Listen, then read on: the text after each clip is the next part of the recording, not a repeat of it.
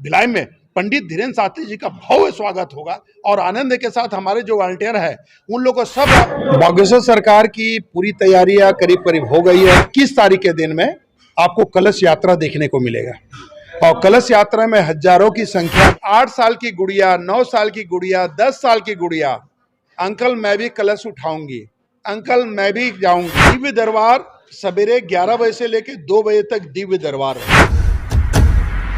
जी नमस्कार दोस्तों, राज तिलक की करो तैयारी, आ रहे हैं भगवाधारी। आप देखना शुरू कर दें न्यूज 20 सबसे तेज खबर। मैं दीपक कुमार। भिलाई शहर में पंडित धीरेन्द्र शास्त्री जी का आगमन होने वाला है। 21 तारीख को भव्य कलश यात्रा निकाली जाएगी जिसमें हजारों की संख्या में लोग यहां पर शामिल होंगे। इस संबंध में बोलबम सेवा एवं कल्याण समिति के अध्यक्ष दया सिंह ने क्या कुछ कहा है, देखिए तस्वीरों में। तैयारी बागेश्वर सरकार जी आ रहे हैं। बागेश्वर सरकार की पूरी तैयारियां करीब करीब हो गई है। होटल एम्परियल जो आपको दिख रहा है बाईपास में, वो होटल हमने क्या बोलते रख लिया है। साथ ही बात हो रही रोमन पार्क जो दुर्ग में है, क्योंकि वो पूरे प्रदेश में एक वेजिटेबल होटल है, वो है। साथ में ही आप देखेंगे भिलाई क्लब जो सेक्टर 8 का है, साथ ही अग्रसेन भवन है। ऐसे कई भवनें हमने क्या बोलते कर ली है और पूरे भवनों के साथ में एक बड़ी तैयारी है। अभी गुरुजी से हमने आशीष लिया है, तो वो एक बड़ी तैयारियों के साथ में हम चाह रहे हैं कि समय के अनुकूल में उस दिन मतलब 21 तारीख के दिन में आपको कलश यात्रा देखने को मिलेगा और कलश यात्रा में हजारों की संख्या में हमारी माताएं बहनें। अभी तक कलश यात्रा में हमने रजिस्ट्रेशन करवाया है, जिसमें आपको जानकारी दे दें 33,000 महिलाएं, 33,000 याद रखिएगा महिलाएं ने रजिस्ट्रेशन करा लिया है। वो भिलाई से भी हैं, कई दुर्ग से हैं, उतई गांव, नेवई गांव, पुरई गांव, पाटन गांव, जंजगीर गांव, मोरीद गांव, गांव में चूंकि आस्था का सैलाब होता है तो सब जगह जगह नोट कर लिया और मैंने उसको काउंटिंग कल ही कर रहा था और ये आने वाले समय तक करीब 51,000 हो जाएंगे। तो सब कलश में और 2 साड़ियों में, पीले रंग की साड़ियाँ और लाल रंग की साड़ियों में हमारी माताएं बहनेंगे। और इतने लोगों को इच्छा है, जिज्ञासा है कि 8 साल की गुड़िया, 9 साल की गुड़िया, 10 साल की गुड़िया, अंकल मैं भी कलश उठाऊंगी, अंकल मैं भी जाऊंगी। मतलब एक भाव। और मेरे पास हजारों कॉल्स आ रहे हैं जो लोगों का है कि किसी भी तरीके से हम इसमें जाएं। कोई एक परिवार से 3-3, 4-4 लोग आ जा रहे हैं।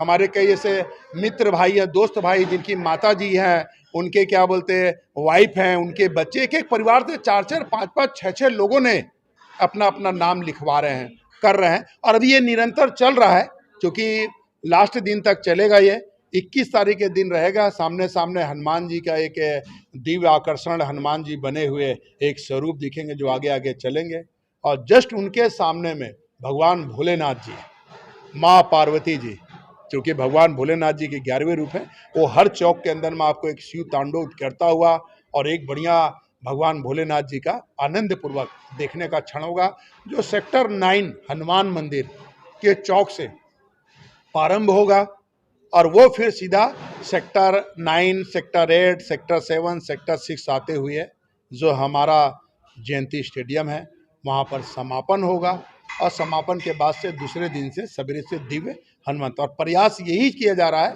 कि जहाँ तक 21 तारीख को अगर समय से गुरुजी पहुँच जाएंगे तो गुरुजी ही उनका नेतृत्व करेंगे। पंडित धीरेन्द्र शास्त्री जी, बागेश्वर सरकार ही आगे आगे एक बड़े रथ में बैठ के वो निकलेंगे। उनकी एक बड़ी व्यवस्था, आज मैंने नगर निगम आयुक्त से बैठ के चर्चा की है इस मसले को। 2-3 दिन के अंदर में जाके क्षेत्र के अंदर जाना है और कहाँ किस तरह की व्यवस्था रहेगी, किस तरह की तैयारी रहेगी, उस पर चर्चा करना है, प्रशासन से चर्चा करना है। तो निश्चित तौर पे 15 तारीख के पहले पहले एक बड़ी पूरी व्यवस्था बन जाएगी और व्यवस्था के साथ में एक कार्य हो जाएगा।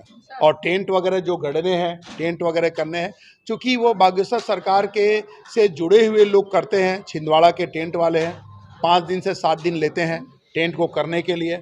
22 तारीख से हमारा कार्यक्रम है। निश्चित तौर पे 15 तारीख से टेंट लगने का कार्य प्रारंभ हो जाएगा और उसके बाद क्या बोलते हैं एक बड़ी तैयारियां हैं। लोगों का कलश यात्रा के साथ में ही आरंभ हो जाएगा। कार्यक्रम में जो मुख्य आकर्षण जो रहता है वो रहता है दिव्य दरबार। तो उसमें कितने दिव्य दरबार होंगे और कितनी कथा? दिव्य दरबार सवेरे 11 बजे से लेकर 2 बजे तक दिव्य दरबार रहेगा और उसके बाद शाम 4 बजे से लेकर 7 बजे तक दिव्य हनुमंत कथा रहेगी। तीनों दिन 22, 23, 24। और हमने अनुरोध किया है, ऐसा हमें लगता है कि 25 तारीख का पूरा दिन भर दिव्य दरबार रहेगा।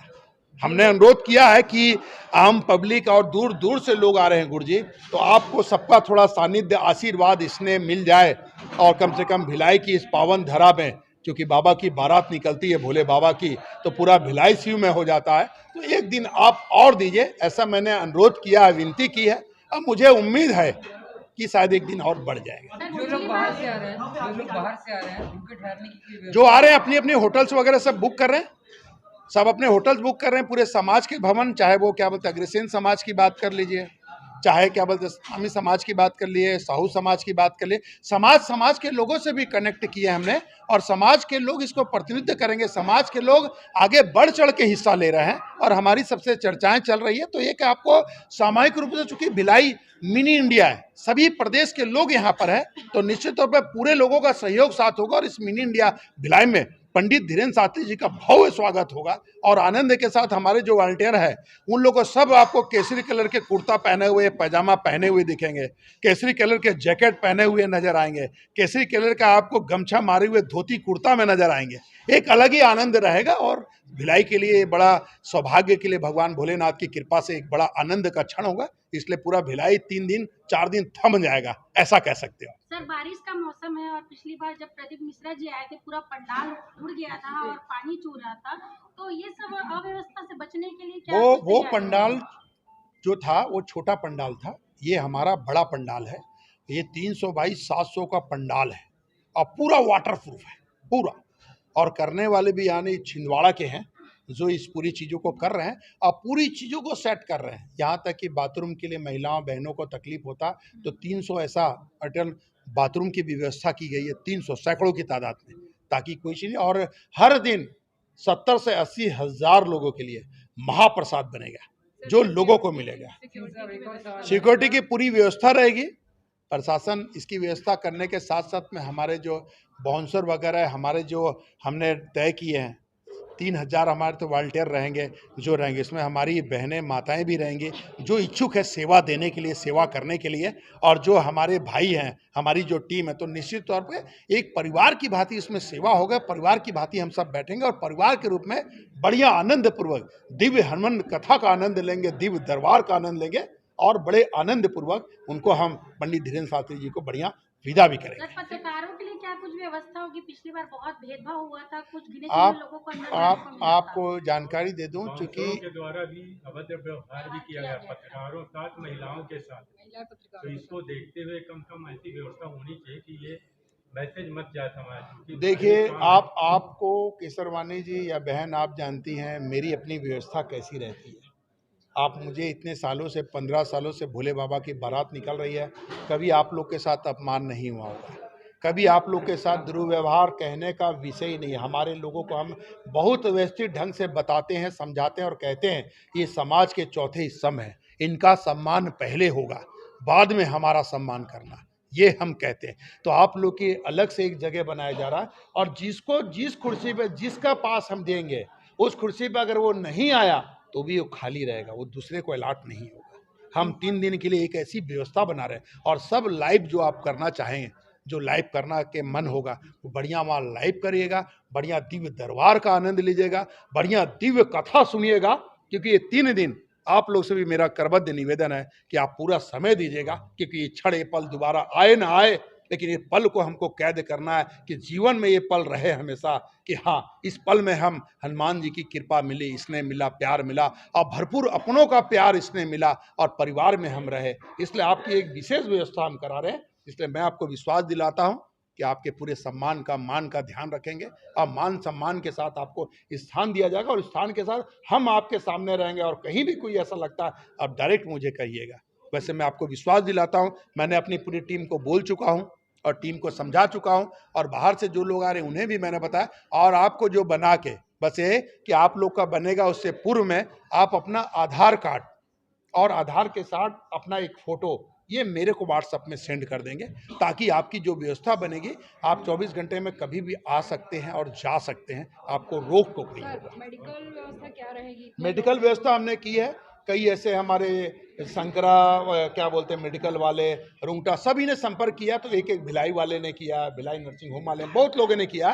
तो एक एक करके, एक दो भी ने, 1 दर्जन एम्बुलेंस वहाँ खड़े रहेंगे और 1 दर्जन नर्सिंग होम वाले ने अपनी अपनी व्यवस्था रखी, जहाँ पर वो दवा से लेके और दवा के साथ साथ में ग्लूकोज से लेके अन्य प्रकार की दवाओं की व्यवस्था कर रहे हैं कि कभी किसी को मान लो बुखार हो गया तो पैरासिटामोल मिल जाए, किसी का हाथ पैर दर्द दे रहा तो आयोडेक्स मिल जाए, किसी को तकलीफ हो रहा तो मिल जाए, मतलब व्यवस्था रहेगी और बड़े आनंद पूर्वक। चूंकि एक सवाल, पंडाल में कई लोग जैसे दूर गांव से आते, गरीब लोग आते हैं, रहते हैं, उन लोग होटल या फिर धर्मशाला नहीं मिलती है, उनको रात को खाने की व्यवस्था कुछ वही करवा रहे हैं। 70 से 80 हजार हमने आपको जो बोला है उसके, ये तो हमने सिर्फ कहा है कि हम व्यवस्था कर रहे हैं। इसके अलावा सब समाज आगे आ रहा है और समाज की सोच है कि कहीं न कहीं एक सेवा का मिला है मौका और हमें सेवा करना कि अतिथि देव हो।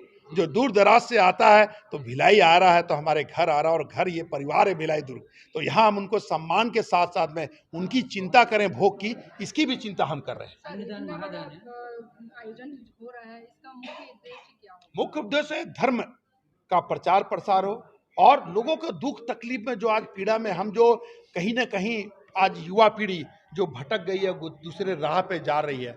आप देखेंगे दूसरे राह पे जा रही है और पश्चिम सभ्यता को कहीं ना कहीं वो लागू कर रही है। तो ये आने वाली नस्ल जाने कि हमारे पुरखे क्या थे, हमारे देवी देवता क्या थे, हमारे देवी देवताएं ने क्या क्या किया था। तो ये इनको कहीं ना कहीं जागरूक करने के लिए और हिंदुत्व धर्म का अपना एक कार्य होता है। तो ये पीढ़ी के साथ साथ में युवा वर्ग इसको जाने और कहीं ना कहीं जान के हम सब लोग भी इस वक्त को, इस पल पे जो दुख है, तकलीफ है, परेशानी है किसी का, तो वो पंडित धीरेन्द्र शास्त्री जी आ रहे हैं। वो दुख तकलीफ संकट को हरने के लिए आ रहे हैं, लोगों की समस्याओं को हल करने के लिए आ रहे हैं और इसने और